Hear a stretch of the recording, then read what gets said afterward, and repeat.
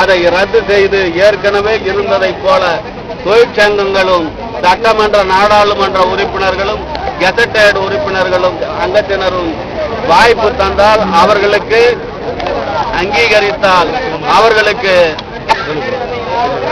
உறுப்பினராக சேரலாம் என்ற பழைய நிலையை கொண்டு வர வேண்டும் என்று இந்த நேரத்தில் இந்த ஆர்ப்பாட்டத்திலே வலியுறுத்துகிறோம். அது இல்லாமல் கட்டிட தொழிலாளர்கள் தமிழக அரசு விலைவாசியை சட்டம் எங்களுக்கு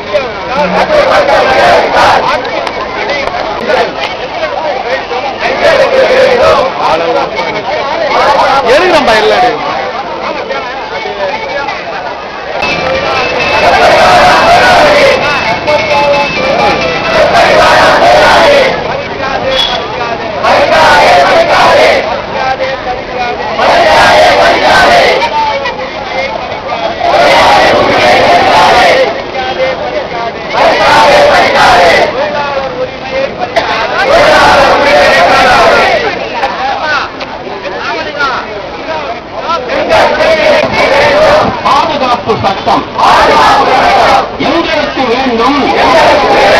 பாதுகாப்பு சட்டம் மத்திய மாநில அரசுகளே, மக்களை மதிக்கும் அரசுகளே, மக்களை மதிக்கும் அரசுகளே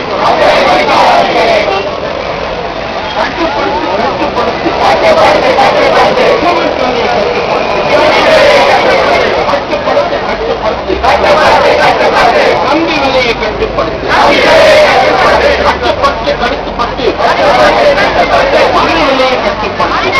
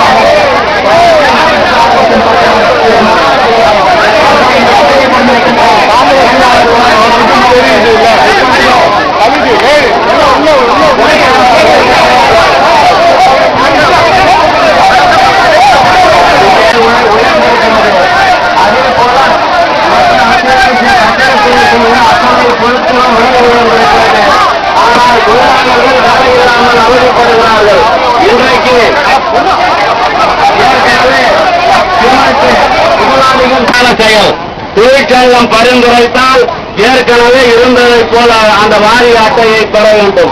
அப்படி இருந்தால்தான் அதிக உறுப்பினர்கள் சேர முடியும், அவர்களுக்கு ஒரு வாய்ப்பு கிடைக்கும், தொழிலாளர்களுக்கு நன்மை கிடைக்கும் என்பதை இந்த நேரத்தில் எடுத்துச் செல்ல கடமைப்பட்டிருக்கிறோம். உடனடியாக தமிழக முதல்வர் அவர்களும் சென்ற ஆண்டு இங்கே வந்தபோது பாராளுமன்ற தேர்தலின் போது தமிழக முதல்வர் அவர்கள் ஒரு கருத்தை சொன்னார்கள்.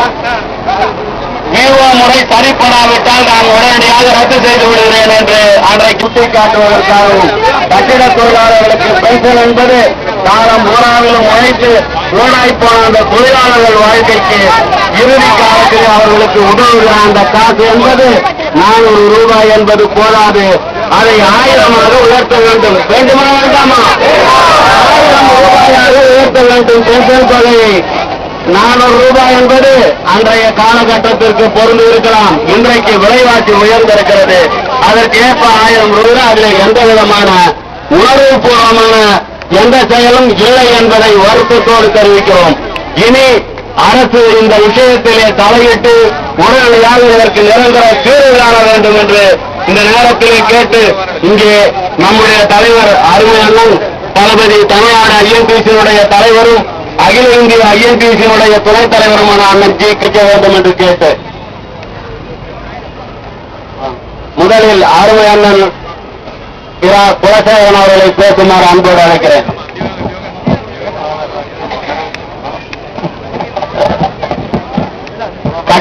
அகில இந்திய கட்டிட தொழிலாளர் சங்கத்தினுடைய தலைவராக இருக்கிற அண்ணன் குலசேகரன் அவர்கள் பேசுவார்.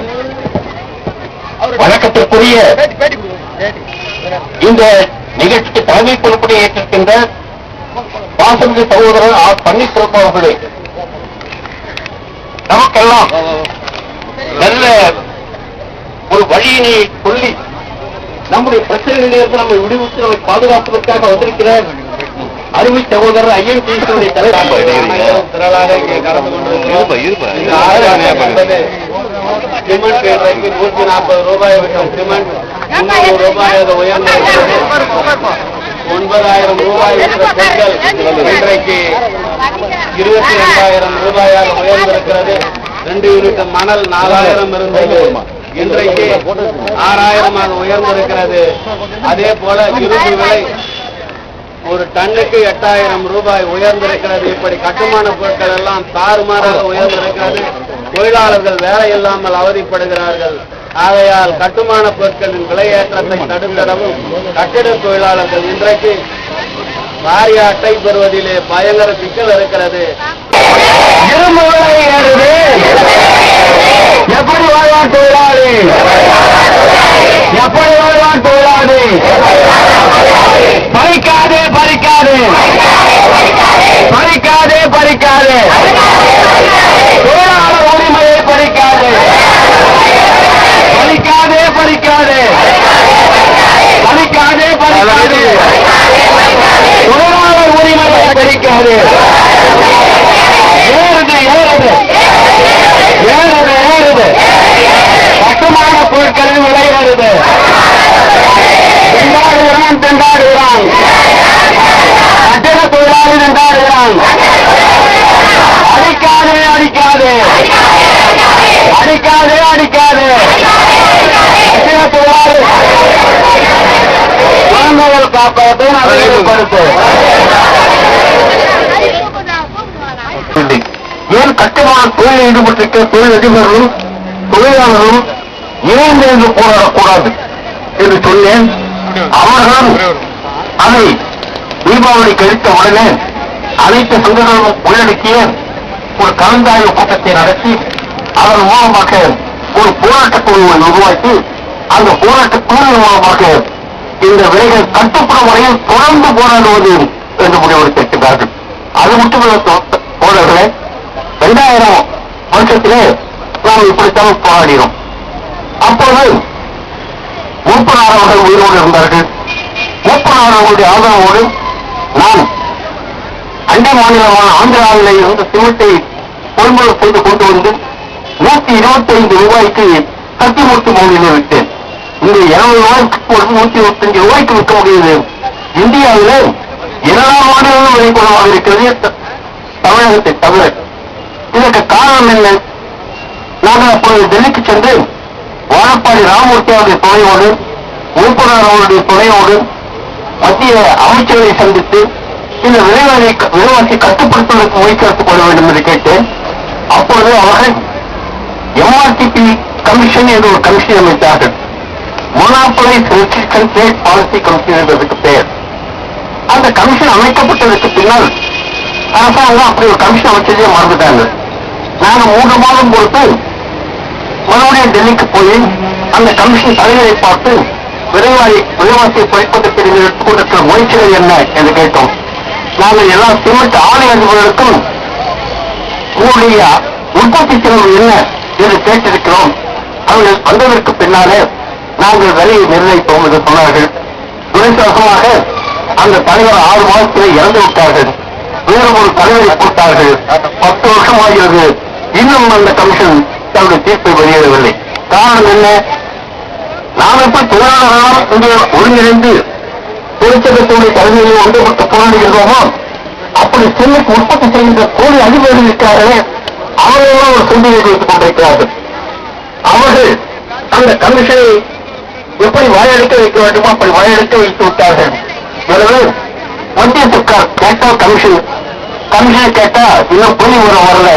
இப்படியே 10 வருஷமா பண்ணிட்டு இருக்கிறாங்க. எப்பனாலும் ஒரு முடிவு வரும். இது தமிழ்நாட்டில் மட்டும் சிமத்து உற்பத்தி இருக்குது, இங்க மட்டும் விலைவாசி இருக்குது. பிரதமருடைய போராட்டங்கள் வேறு மாதிரியாக இருக்கலாம். ஆனா அகில அடிப்படையில் எல்லா மாநிலத்திலும் சிமத்து உற்பத்தி ஆகிறது.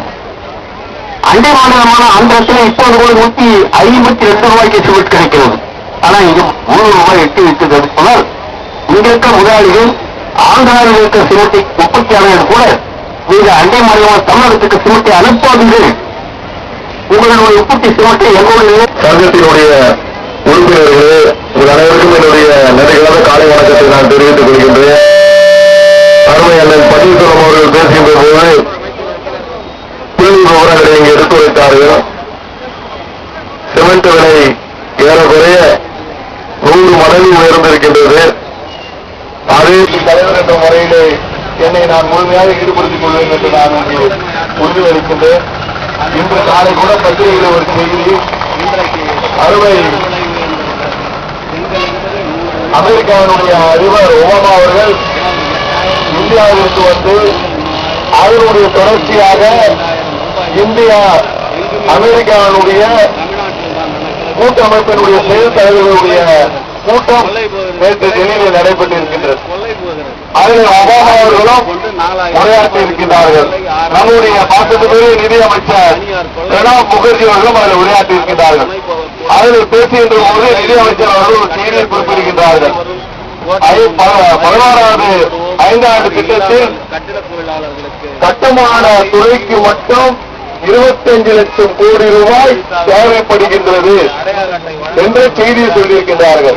அது மட்டுமல்ல, 12வது 5ஆண்டு திட்டத்தில் இது 2 மடங்காக உயர்ந்து 50 லட்சம் கோடி தேவைப்படுகின்ற அளவிற்கு கட்டுமானத்துறை வலுவடையும் என்ற செய்தியை சொல்லியிருக்கிறார்கள். இது சொல்வதற்கு காரணம் உங்களுக்கெல்லாம் டாக்டர் மன்மோகன் சிங் தலைமையிலே, அன்னை சோனியா காந்தி தலைமையிலே ஒரு நல்லாட்சி நடைபெற்றுக் கொண்டிருக்கின்றது. உங்களுடைய குறைகள் எல்லாம் தற்காலிக குறைகள் தான். இதையெல்லாம் நிவர்த்தி பண்ணுகின்ற வகையிலே மத்திய அரசாங்கத்தினுடைய கவனத்திற்கு அருமையான காலானை போன்ற பெருந்தலைவர் எல்லாம் கொண்டு சென்று நிச்சயம் அதை தீர்த்து தருவார்கள். இளம் தலைவர் ராகுல் காந்தி கூட அகில இந்திய காங்கிரஸ் கட்சியினுடைய மாநாடு செய்தியை சொன்னார். இந்தியா என்பது இரண்டு பக்கங்களை உடையதாக இருக்கின்றது. ஒன்று பணக்காரர்கள் வாழ்கின்ற பக்கம், இன்னொரு பக்கத்தை எடுத்துக்கொண்டால் ஏழை தொழிலாளர்கள் வாழ்ந்து கொண்டிருக்கின்ற சாப்பாடு செஞ்சு போட முடியல எங்களால. அந்த அளவுக்கு கஷ்டத்துல இருக்கோம் நாங்க இருக்குது. நீங்களாதான் நல்லதை செய்யணும். எங்களுக்கு ஓட்டு என்ன மாட்டோம், எல்லாம் வந்து ஓட்டு கேட்கறீங்க, எங்களுக்கு போடு உங்களுக்கு போடான்றீங்க, எல்லாம் செய்றீங்க. ஆனா இந்த நாட்டுக்கு வந்து எங்களுக்கு யாரும் ஆடிக்கிறதுக்கு ஆள் இல்லை, யாரும் வந்து செய்ய மாட்டாங்க. பொதுமக்களாகி நீங்கள் நன்றாக புரிந்து கொள்ள வேண்டும். சிமெண்ட் ஏறுவதற்கு எந்த விதமான காரணம் கிடையாது. சிமெண்ட் ஆலையில் வேலை செய்யக்கூடிய தொழிலாளர்களுக்கு தீபாவளி முன்பாக 50,000 60,000 லாபம் எக்கச்சக்கமா வந்து அதுல வேலை செய்யக்கூடிய தொழிலாளி, நூற்றுக்கணக்கான தொழிலாளி 50,000 60,000 கொடுத்துட்டாரு. அப்படின்னா எப்படி கட்டுப்படியாக போவோம்? கட்டுப்படி ஆகுது. அதே போல குழந்தைகளுக்கு எங்கு பார்த்தாலும் இந்த மணலை, ஆற்று மணலை, ஓசையா வரக்கூடிய மணலை இன்னைக்கு சில குடும்பங்களை சார்ந்தவர்கள் அதை சுரண்டி மணல் போட்டு குவித்து அதை குறைந்த விலையை அங்கே கான்ட்ராக்ட் சர்க்கார்ல வாங்கி அந்த குவிக்கப்பட்ட மணலை பல மடங்கு இன்றைக்கு விற்று கொள்ளை லாபம் அடிக்கிறார். இது கலைஞர்களுக்கு தெரியாதா? நாம் கூட ஐஎன்டிசி கூட ஆளும் கட்சியோடு நாம் சேர்ந்திருக்கிறோம். ஆனாலும் கூட குறைபாடு வருகின்ற போது அது சுட்டிக்காட்ட தேவைப்பட்டுக்கும். அதுவே அன்னை காந்தியாவது கூட கூட்டணி ஆட்சியில் இருந்தாலும் கூட குறைகளை சுட்டிக்காட்டக்கூடாது என்பது ஒன்று விதியல்ல. ஆகவே காங்கிரஸ்காரர்கள் தைரியமாக குறைகளை சுட்டிக்காட்டுங்கள், மக்களின் உரிமைகளுக்காக போராடுங்கள் என்று அந்த அருமை அன்னை நமக்கெல்லாம் கட்டளையிட்டிருக்கிறார்கள். எனவே அந்த அடிப்படையில தான் இன்றைக்கு நாம் கூட்டணி ஆட்சியில் இருந்தாலும் கூட இன்றைக்கு அனாவசியமாக ஏற்றப்பட்டுக்கூடிய மணல் விலை, கம்பி விலை ஆந்திராவிலிருந்து 120 ரூபாய் 140 ரூபாய்க்கு சிமெண்ட் தரட்டும். சிமெண்ட் தரும்போது தமிழகத்துக்கு வரும்போது அது மேல 40-50% வரி போடுறோம். மாநில அரசு வரி போடாம இருந்தா ஏன் வரி போடுறது மேல? அவர் ஏற்கனவே அந்த மாநிலத்துக்கு வரி கட்டுறோம், இங்க வரும்போது வரி தட்டுப்பாடு. அதே மாதிரி கொண்டாடு கூட அறிவிப்பு போட்டு வெளிநாடுகளிலிருந்து சிமெண்ட் இறக்குமதி செய்வோம் என்று சொன்னார்கள். சிமெண்ட் ஆலை முதலாளிகளை எல்லாம் அழைத்து பேசுவதற்கு முன்பாக நீங்கள் அனாவசியமாக ஏற்றிருக்கிறீர்கள், குறைக்காவிட்டால் நாங்கள் வெளிநாடுகளில் இருந்து சிமெண்ட்டுகளை இறக்குமதி செய்வோம். பாகிஸ்தானில் 100 ரூபாய் கிடைக்கிறது, இந்தோனேஷியாவில் கிடைக்கிறது என்றெல்லாம் சொன்னார்கள். ஆனால் இன்னைக்கு என்ன நிலைமை? இறக்குமதி செய்யப்பட்டதா? அண்டை மாநிலத்திற்கு குறைந்த விலைக்கு வந்து அனுமதிக்கப்பட்டதா? இல்லை. அதற்கு என்ன காரணம்? ஏதோ சில சூழ்ச்சிகள் நடைபெறுகின்றது. ஆக மாண்பு கலைஞர் அவர்கள் இதை நேரடியாக தலையிட்டு பழையபடி மணல் விலையை குறைக்க வேண்டும், இடைத்தரகர்களை அகற்ற வேண்டும், கொள்ளையடிப்புகளுக்கு அனுமதிக்கக்கூடாது யாராக இருந்தார். அதே மாதிரி சிமெண்ட் விலையை குறைக்க வேண்டும், முதலாளி இயற்றுவதை எந்த விதமான நியாயம் கிடையாது. அதே மாதிரி கம்பி விலை, ஸ்டீல் அத்தாரிட்டி ஆஃப் இந்தியாவெல்லாம் இங்க உயர்த்தல, ஸ்டீல் முதலாளிகள் கம்பெல்லாம் உயர்த்தல. அது மாதிரி தமிழகத்தில் மட்டும் ஏன் உயர்ந்திருக்கிறது? குறைக்க வேண்டும். தமிழகத்தில் மட்டும் கட்டிட தொழில் பெரிதும் பாதிக்கக்கூடிய வகையில இன்றைக்கு இந்த இடுபொருள்கள் உயர்த்தப்பட்டிருக்கிறது. தமிழக அரசு உடனடியாக தலையிட்டு இதை குறைக்க வேண்டும் என்று கட்டுப்படுத்துறது மட்டுமல்ல, குறைக்க வேண்டும் என்று நாம் கோருகின்றோம். அதே போன்று கட்டிட தொழிலாளருக்கு பென்ஷன் தொகை 400 ரூபாயிலிருந்து 1000 ரூபாயாக உயர்த்த வேண்டும். அகிலந்திரியில டாக்டர் சஞ்சீவட்டி ஐஎன்டி தலைவர் சஞ்சீவட்டி அவர்கள் 2000 ரூபாய் உயர்த்த வேண்டும் என்று கேட்டுக்கிறார்.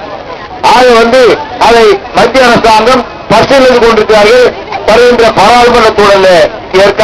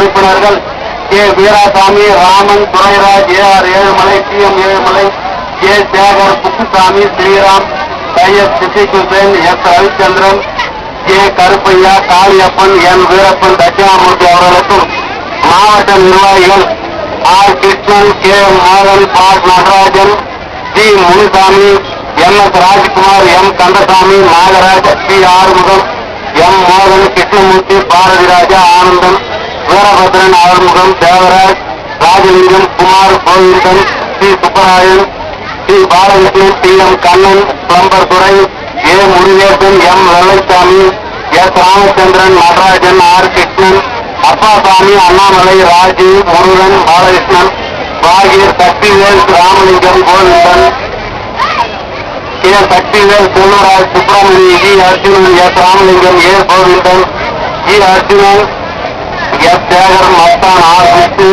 திருநாவுக்கரசு, தமிழ்மணி, தங்கவேலு, ஆனந்தன், விஜயகுமார், சாரங்கபாணி, முருகன், பெயிண்டர்